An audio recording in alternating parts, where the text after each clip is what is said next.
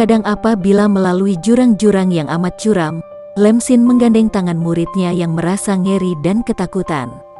Walaupun Lian Hong juga seorang dara perkasa, tetapi melakukan perjalanan melalui jurang-jurang maut seperti yang dilalui nenek itu sungguh merupakan pengalaman pertama yang menegangkan.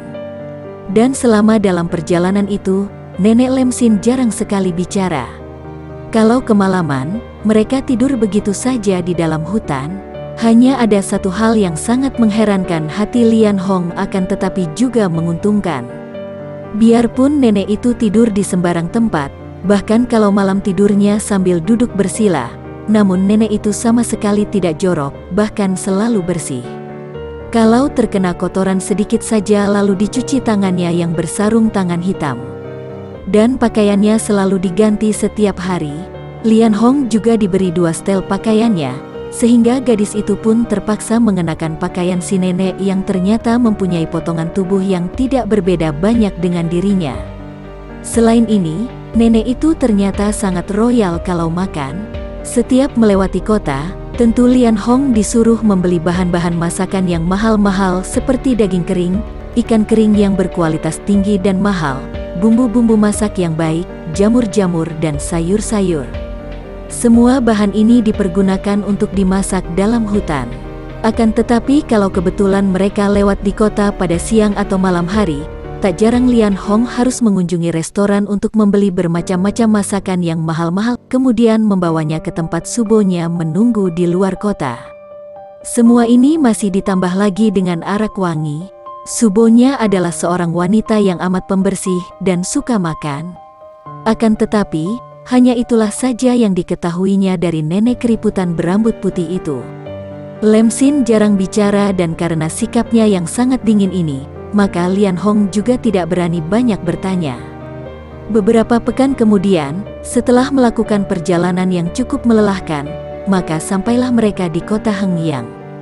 Kota ini berada di provinsi Hunan di selatan, dan menjadi kota pusat perkumpulan butek Kaipang di mana juga tinggal Lem Xin. Kembali Lian Hong kagum dan terheran-heran melihat betapa gurunya itu memiliki sebuah rumah yang amat mewah. Bangunannya tidak begitu besar, hanya mempunyai 5 buah kamar saja yang kosong, karena hanya sebuah kamar saja yang ditempati nenek itu.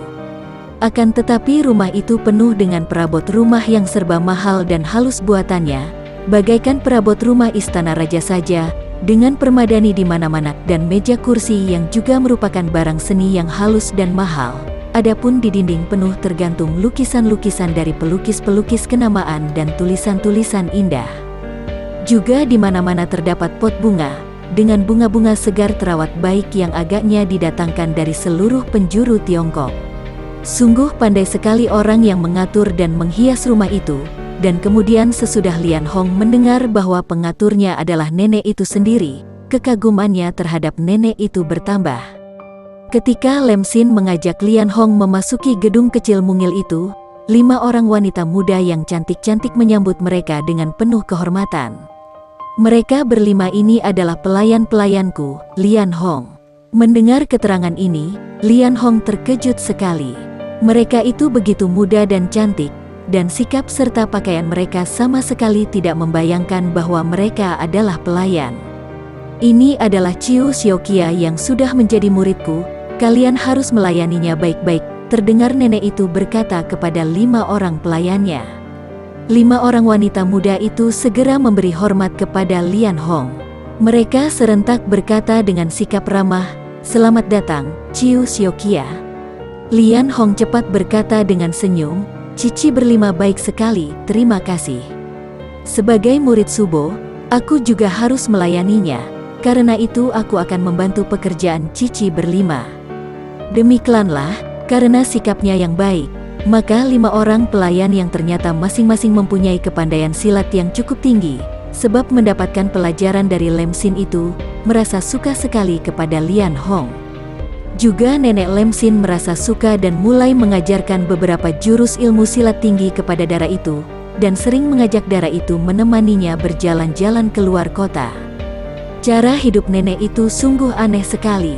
Yang mengenalnya sebagai Lem Xin hanyalah para pelayan, dan juga para anggota butek Kaipang saja agaknya. Buktinya, kalau dia pergi berjalan-jalan bersama Lian Hong, memasuki pasar atau tempat pelesiran, tidak ada orang yang tahu bahwa nenek itu adalah Lam Xin, datuk dunia selatan yang tersohor.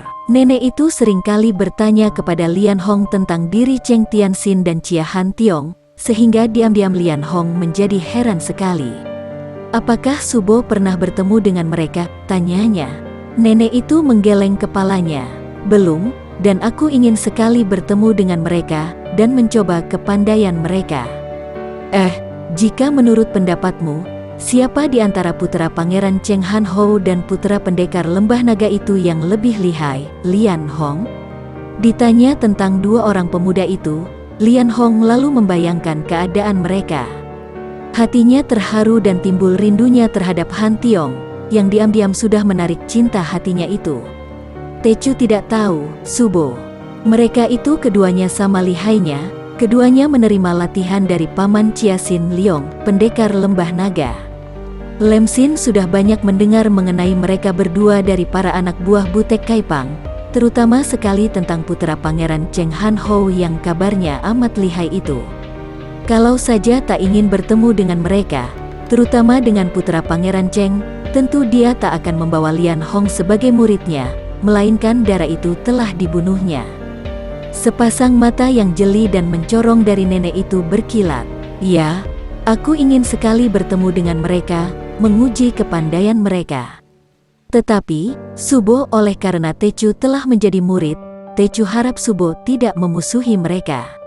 Mereka berdua adalah putra-putra dari Paman Tecu sendiri dan Han Tiong Koko adalah tunangan Tecu. Siapa yang hendak memusuhi mereka? Aku hanya ingin menguji, apakah benar mereka itu selihai yang dikabarkan orang." Lian Hong tidak banyak membantah lagi. Diam-diam, dia merasa kagum dan juga heran melihat gurunya ini. Nenek ini kelihatan sudah tua sekali, mukanya penuh keriput adapun rambutnya sudah putih semua. Akan tetapi sepasang matanya mencorong, jeli dan indah seperti mata orang muda, dan gerak-geriknya sangat gesit. Tubuhnya juga amat langsing padat walaupun tertutup pakaian sederhana. Sungguh seorang nenek yang amat aneh, yang mempunyai suara merdu, kadang-kadang dingin sekali, kadang-kadang lemah lembut dan kadang-kadang suara itu, sinar mata itu, mengandung kedukaan besar. Dan kadang-kadang dia bergidik ketika melihat sepasang mata yang mencorong itu, karena mengandung penuh kekejaman. Akan tetapi, di samping semua itu, ia merasa yakin akan kesaktian Subonya. Oleh sebab itu dia pun belajar dengan tekun, dengan harapan bahwa dia akan bisa mewarisi ilmu silat tinggi, agar kelak dia dapat membalas kematian keluarganya. Kalau dia teringat akan ayah kandungnya dan kakaknya, maka Lian Hong tidak dapat menahan kesedihannya lagi, dan menangislah dia pada waktu dia tidur sendirian di dalam kamarnya. Pada suatu hari, setelah tinggal di Heng yang selama kurang lebih 3 bulan, Lian Hong diajak Subonya untuk pergi berbelanja ke pasar. Memang nenek Lam Xin memiliki suatu kesukaan, yaitu makan enak yang kadangkala dimasaknya sendiri, dan untuk keperluan itu dia suka pergi berbelanja sendiri ke pasar. Seperti biasanya, di dalam pasar ini tidak ada yang mengenal nenek yang diikuti seorang nona muda cantik jelita ini. Selama 3 bulan itu, baru satu kali saja Lian Hong melihat ada orang yang mengenal si nenek, yaitu ketika mereka berdua berbelanja di pasar juga. Yang mengenal nenek itu adalah seorang lelaki gagah perkasa yang usianya tentu sudah ada 50 tahun lebih. Begitu melihat nenek itu, lelaki ini lalu menjura dengan sikap amat menghormat sambil berkata, "Maaf, tidak mengira bertemu dengan Lo Qianwei di sini. Harap Lo Qianwei dalam keadaan baik-baik saja." Dan hebatnya, nenek itu hanya mengangguk sedikit lantas melanjutkan perjalanan, sama sekali tidak mempedulikan penghormatan orang. Setelah cukup jauh, Lian Hong tak dapat menahan diri lagi dan bertanya kepada gurunya siapa gerangan lelaki tadi. Dengan sikap tak acuh, nenek itu hanya menjawab bahwa laki-laki itu adalah seorang guru silat yang paling terkenal di Sao Koan sebelah selatan dan berjuluk Kim Leong Eng, pendekar naga emas. Diam-diam, Lian Hong terkejut. Seorang guru silat paling terkenal akan tetapi bersikap demikian merendahkan diri terhadap gurunya. Hal ini saja sudah membuktikan bahwa biarpun dia tidak dikenal oleh orang-orang biasa, sebab memang selalu menyembunyikan diri, namun nenek itu dikenal baik oleh tokoh-tokoh besar di dunia Kang-o, bahkan ditakuti sesuai dengan julukannya sebagai datuk kaum sesat di dunia selatan. Pagi hari itu, Nenek Lemsin asyik sekali memilih sayur sawi kembang yang sangat segar, karena baru pagi itu masuk dari desa. Lian Hong turut memilih dan Dara ini sama sekali tidak tahu bahwa tidak jauh dari situ, di antara kumpulan banyak orang yang berbelanja di pasar, terdapat seorang pemuda yang memandang ke arah mereka dengan kedua mata terbelalak, penuh keheranan dan juga perhatian. Pemuda itu bukan lain adalah Chia Han Tiong. Seperti yang telah diketahui, pemuda ini meninggalkan lembah naga untuk pergi mencari tunangannya yang lenyap dalam keributan, ketika rumahnya diserbu pasukan itu. Orang tuanya sendiri yang memerintahkan dia pergi menyelidiki dan mencari Lian Hong. Tentu saja Han Tiong langsung pergi ke Lok Yang untuk menyelidiki. Dengan hati-hati dia mulai menyelidiki, akan tetapi agaknya tidak ada orang yang tahu kemana perginya Nona Chiu Lian Hong. Yang mereka ketahui hanya bahwa keluarga Chiu itu terbasmi dan tewas oleh pasukan yang menuduh mereka itu keluarga pemberontak. Harta benda keluarga itu disita pemerintah, dan jenazah keluarga itu oleh pemerintah dikubur di kuburan para penjahat di dekat penjara. Mendengar ini, Han Tiong merasa berduka sekali. Akan tetapi ketika secara kebetulan dia bertemu dan bertanya kepada tetangga di sebelah kanan bekas rumah keluarga Chiu yang kini tertutup itu, dengan sikap takut-takut, orang marga Ong itu memberitahukan kepadanya akan pesan dari Lian Hong. Nona Chiu Lian Hong memang meninggalkan pesan kepada seorang kongcu bernama Chia Han Tiong. "Sayalah Chiu Han Tiong," kata Han Tiong cepat. Orang marga Ong itu mengangguk-angguk. "Memang sudah kuduga, kami pernah melihat kongcu ketika menjadi tamu mereka." Nona Chiu mengatakan bahwa ia pergi ke Heng yang di Provinsi Hunan. "Apalagi pesannya?" Han Tiong bertanya. Jantungnya berdebar girang mendengar bahwa betapapun tunangannya itu juga belum tewas. Tidak ada apa-apa lagi, begitu meninggalkan pesan, dia lenyap begitu saja. Orang marga Ong itu bergidik. Mendengar suara orang itu bergetar dan melihat sikapnya yang ketakutan, Han Tiong lalu mengerutkan alisnya. Tapi dia masih hidup bukan? Dan betapa kaget hatinya melihat orang itu menggelengkan kepala. "Tidak tahu, Kongcu, entahlah." Akan tetapi setelah bicara, ia menghilang begitu saja seperti setan. Tentu saja hati Han Tiong terasa amat tidak enak. Akan tetapi dia pun tak percaya kalau nona itu sudah tewas dan arwahnya yang meninggalkan pesan. Tidak mungkin, sungguh pun dia sendiri merasa heran bagaimana nona itu dapat menghilang. Dia tahu bahwa Lian Hong adalah seorang dara yang mempunyai kepandaian silat yang lumayan. Mungkin saja dalam kekhawatirannya ketahuan pasukan, nona itu meloncat dengan cepat dan oleh orang ini disangka menghilang. Betapapun juga, Lian Hong sudah meninggalkan pesan pergi ke Heng Yang. Dia harus pergi menyusul dan mencarinya, maka tanpa banyak bicara lagi, dia lantas menghaturkan terima kasih dan cepat pergi ke selatan, menuju ke kota Heng yang di Provinsi Hunan. Di kota ini, dia bermalam pada sebuah rumah penginapan kecil, dan setelah berputar-putar selama 3 hari, akhirnya pada pagi hari itu, dia melihat Lian Hong berjalan memasuki pasar bersama seorang nenek. Han Tiong adalah seorang pemuda yang cerdik. Dia tidak langsung menegur, melainkan membayangi dan mengamati penuh perhatian. Dia melihat betapa sikap Lian Hong amat hormat terhadap nenek itu. Dan matanya yang tajam dapat melihat bahwa nenek itu bukanlah orang sembarangan. Seorang nenek tua yang mempunyai mata mencorong seperti itu, tubuh yang masih sangat segar dan padat, mempunyai gerakan yang demikian gesit dan memiliki wibawa besar yang tersembunyi di balik kesederhanaannya, tentulah bukan orang biasa saja. Tadinya, dia menaruh curiga sesudah mendengar bahwa Lian Hong pergi ke Heng Yang. Jangan-jangan datuk dunia selatan, yaitu yang bernama Lemsin dan katanya juga tinggal di Heng Yang, memegang peran di dalam hilangnya Lian Hong. Maka kini dia berhati-hati sekali. Siapa tahu nenek itu adalah seorang di antara anak buah Lemsin. Dia harus mengetahui terlebih dahulu kemana nenek itu akan pergi bersama Lian Hong. Sementara ini, dia melihat bahwa Lian Hong tidak perlu dibela. Nona itu dalam keadaan sehat dan selamat, walaupun ada kedukaan membayang di wajahnya yang jelita. Kalau Lian Hong sama sekali tidak tahu bahwa Han Tiong berada di dalam pasar itu dan membayangi perjalanannya bersama gurunya, sebaliknya Nenek Lem Sin telah tahu sejak tadi. Tak percuma nenek ini berjuluk Lem Sin, Malaikat Selatan, dan menjadi datuk kaum sesat di wilayah selatan. Ilmu kepandaiannya sudah amat tinggi, dan sikapnya selalu waspada, sehingga begitu ada sedikit perubahan saja di sekitarnya dia sudah mengetahuinya, sehingga adanya pemuda yang membayanginya itu tentu saja tidak terluput dari pengamatannya. Bahkan dengan sikap yang tidak kentara, dia sudah dapat mencuri lihat wajah pemuda itu, kemudian dapat menduga bahwa pemuda itu adalah putra pendekar Lembah Naga, pemuda yang sering disebut-sebut oleh muridnya, yang bernama Chia Han Tiong. Bahkan sambil berbelanja, nenek ini telah dapat mengirim isyarat rahasia kepada anak buahnya. Jangan dikira bahwa nenek itu sama sekali tidak dikawal.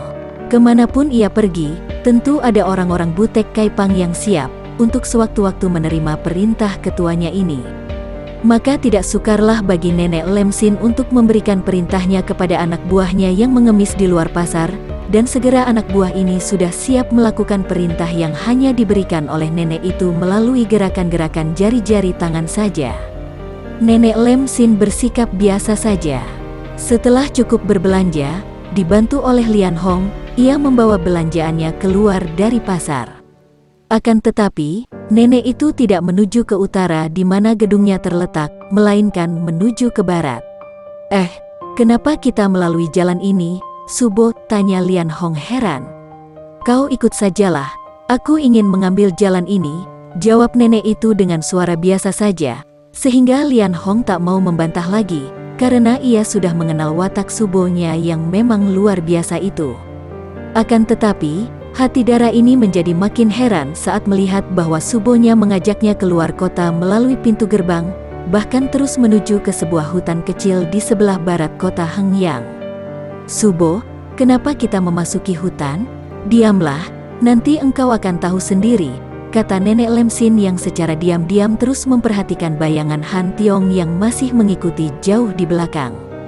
Ia kagum sekali karena tahu bahwa pemuda itu memiliki kepandaian yang tinggi, sehingga biarpun sejak tadi membayangi mereka, muridnya tidak mengetahuinya.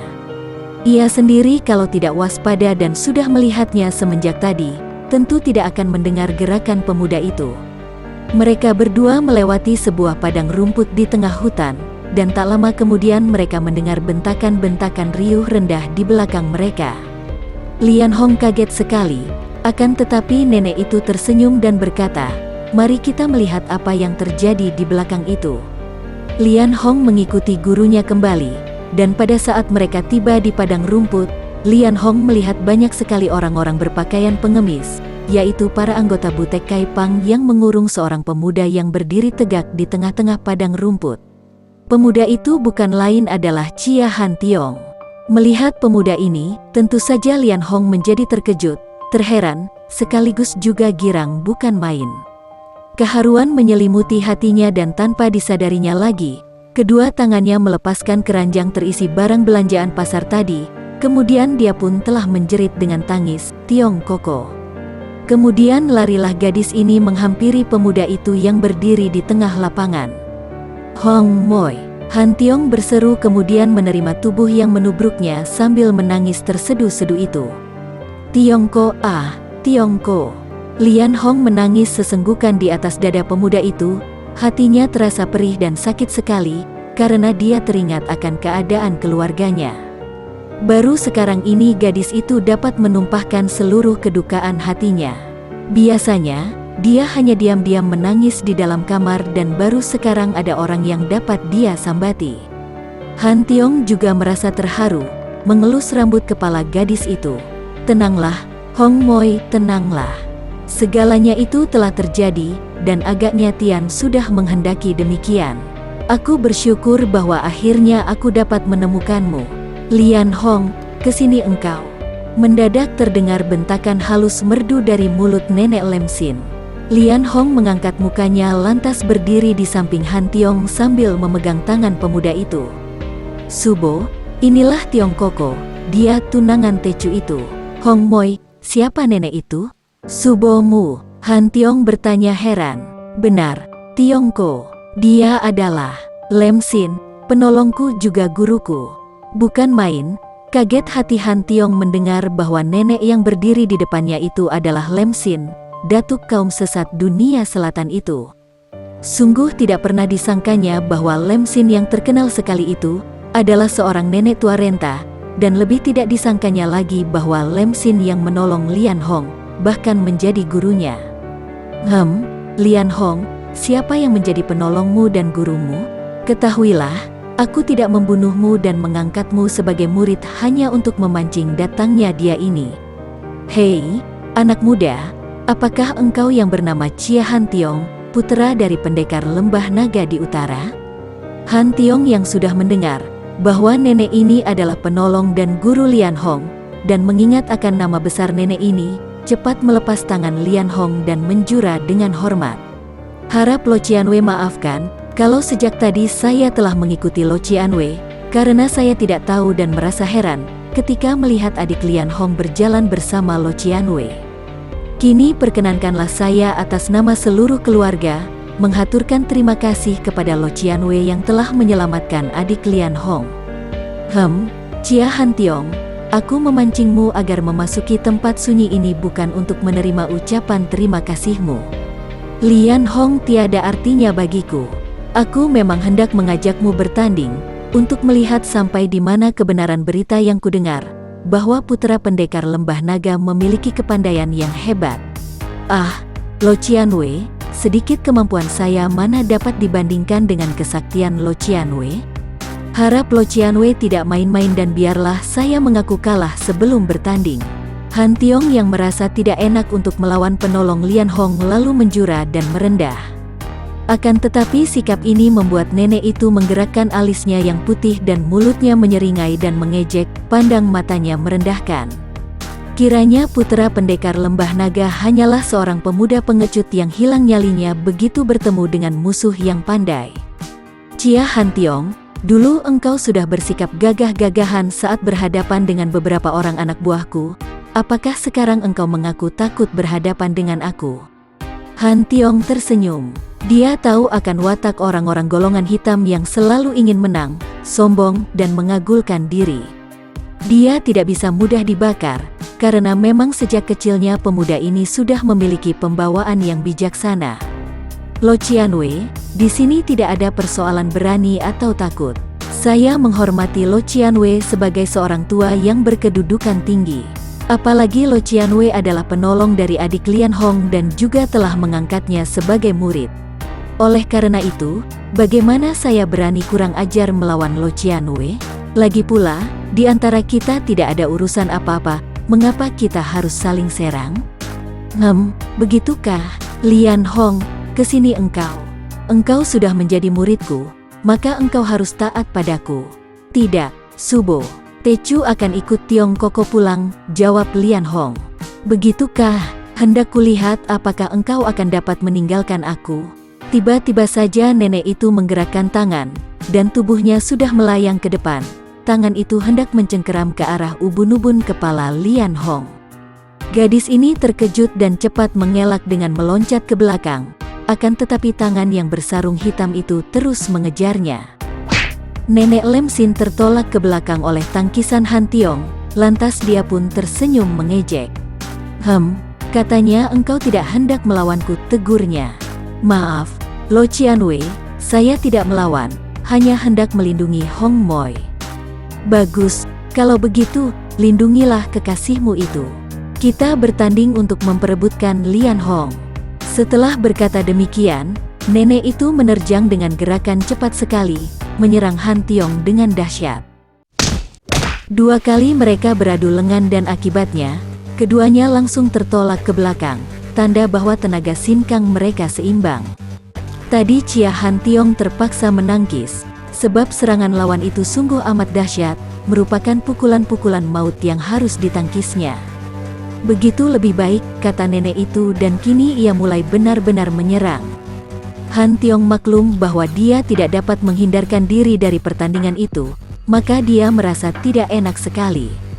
Bagaimanapun juga, nenek ini sudah menyelamatkan Lian Hong. Bagaimana mungkin dia dapat melukainya apalagi merobohkannya? Akan tetapi, begitu nenek itu melakukan serangan bertubi-tubi, dia terkejut bukan main. Setiap pukulan nenek itu mengandung sinkang yang sangat kuat dan memiliki kecepatan bagaikan kilat. Tahulah dia bahwa dia menghadapi lawan yang tangguh sekali, sehingga terpaksa Han Tiong harus mengeluarkan kepandaiannya. Dia sudah mengerahkan tenaga Tian Te Sin Chiang untuk melindungi seluruh tubuhnya dengan sinkang ini, dan juga untuk mengimbangi kekuatan nenek itu.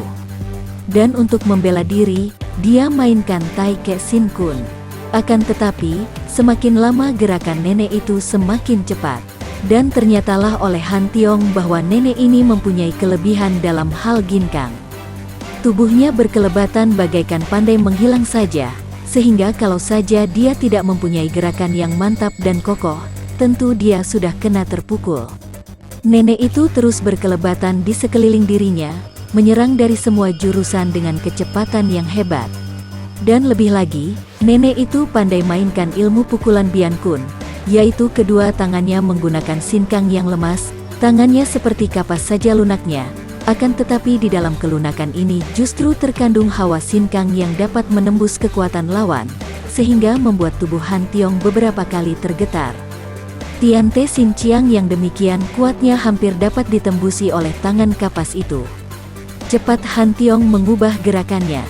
Dia masih memainkan Tai Ke Sin Kun untuk menjaga diri, akan tetapi untuk dapat mengurangi kegencaran serangan lawan, terpaksa dia balas menyerang.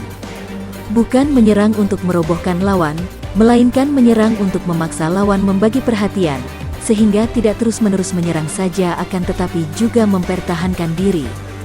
Betapapun juga, sikap Han Tiong yang tak ingin mengalahkan ini telah merugikan dirinya sendiri.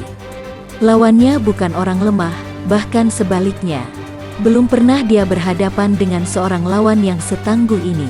Andai kata dia membalas dan berusaha untuk merobohkan lawan sekalipun, belum dapat dipastikan dia akan menang, apalagi dalam waktu singkat.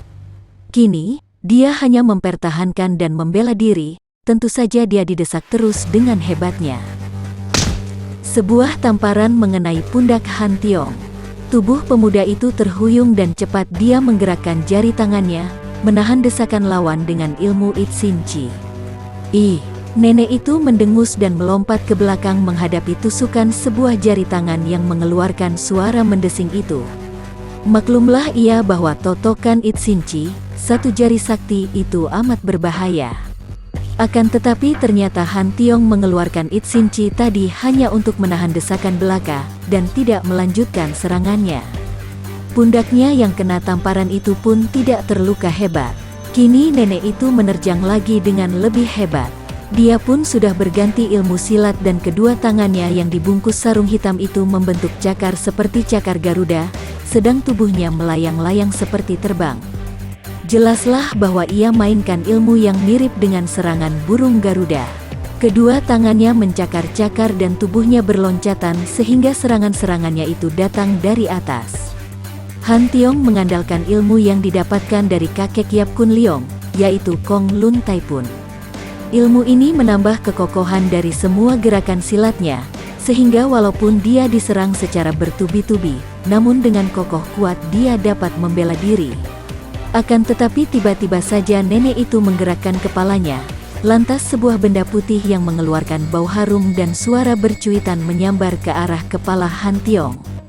Pemuda ini terkejut sekali, membuang tubuh atas ke belakang dan membiarkan rambut itu menyambar lewat.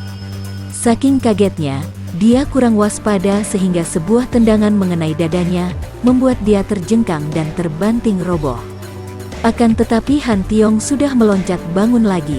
Dadanya yang terlindung oleh tenaga Tian Te Sin Chiang tidak terluka, hanya terasa sesak sedikit karena terguncang.